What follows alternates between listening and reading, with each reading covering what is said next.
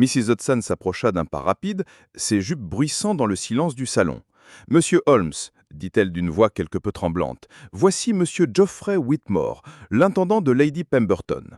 Il affirme qu'il s'agit d'une affaire de la plus haute importance et que chaque minute compte. » Holmes ouvrit lentement les yeux, comme s'il émergeait d'une transe profonde, et son regard perçant se posa immédiatement sur notre visiteur.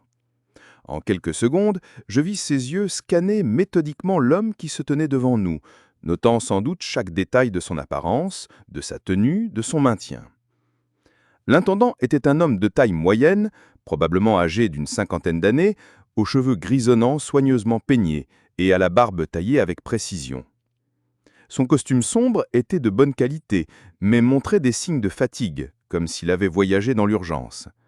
Ses mains gantées tremblaient légèrement et ses yeux injectés de sang trahissaient une nuit sans sommeil. « Monsieur Holmes, commença-t-il d'une voix rauque, je viens de la part de Lady Pemberton, ou plutôt, je devrais dire, je viens au sujet de Lady Pemberton. Elle a disparu dans des circonstances les plus étranges, et je crains que nous ne soyons confrontés à un mystère qui dépasse largement les capacités de la police locale. » Holmes se redressa lentement dans son fauteuil, ses yeux s'animant de cette lueur particulière qui apparaissait toujours quand une affaire prometteuse se présentait.